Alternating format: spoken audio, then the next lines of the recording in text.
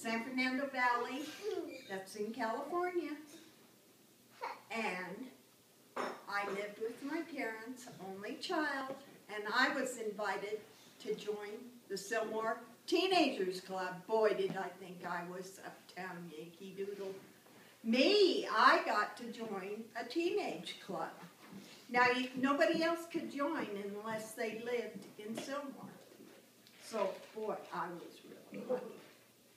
So this one day, the phone rang. Now, back then, the kids weren't allowed to answer the phone. Only the parents.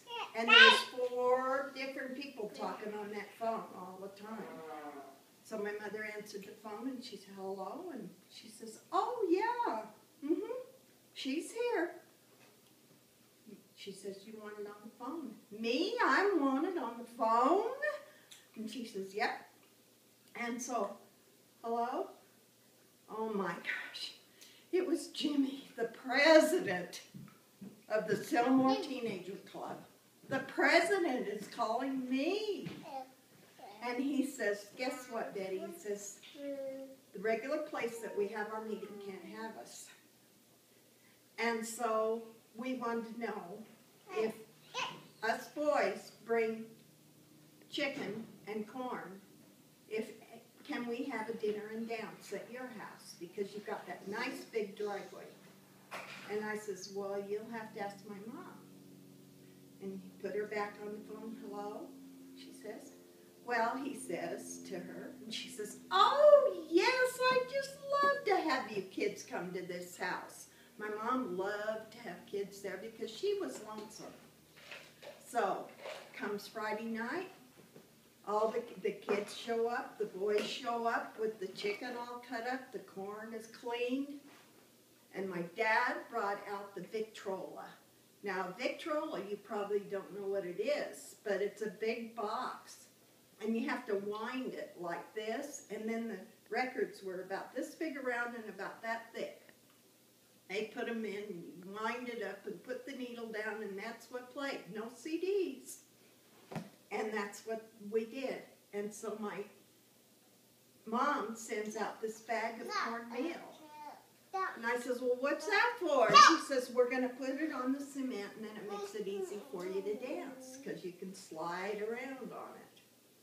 So we danced and had our meeting, and I noticed there was this young man sitting over on the bench, and good-looking guy. Never seen him before. And I said, Jimmy, who's that? And he says, oh, I forgot to introduce him. He's a new member.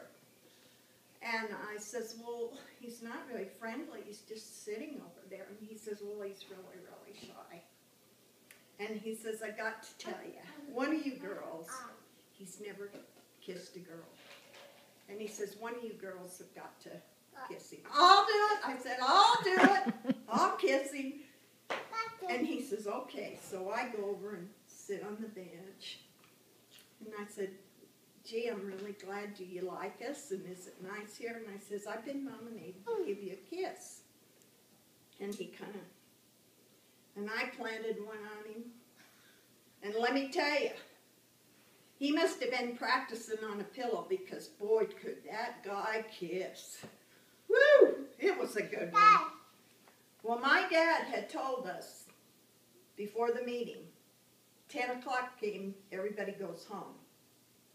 So, and he says, when I switch this porch light back off and on, time to leave. Nothing said, you guys got to go home. And the guy said, oh, yes, sir, we're leaving. And we said, goodbye, Mrs. Rice. Goodbye, Mr. Rice. Thanks a lot. We had a good time. So the weekend went on, and Sunday morning I could smell coffee. And my folks usually sat at the table and read the paper. And my dad was in there, and my mom comes walking down the hall, and she says, Betty Jean? And I thought, Betty Jean, oh my gosh, she never calls me that unless I'm in trouble. She must have found out about that kiss. She says, your dad wants to talk to you. He's in the kitchen. I'm, oh, please, I'm going to get it. I'm going to get it. So I go in there, and Daddy's sitting at the table reading the paper, and he kind of had a smile on his face, and I thought, well, maybe I'm not in trouble. He says, I said, Daddy, what do you need? And he says, well, I want to read you something.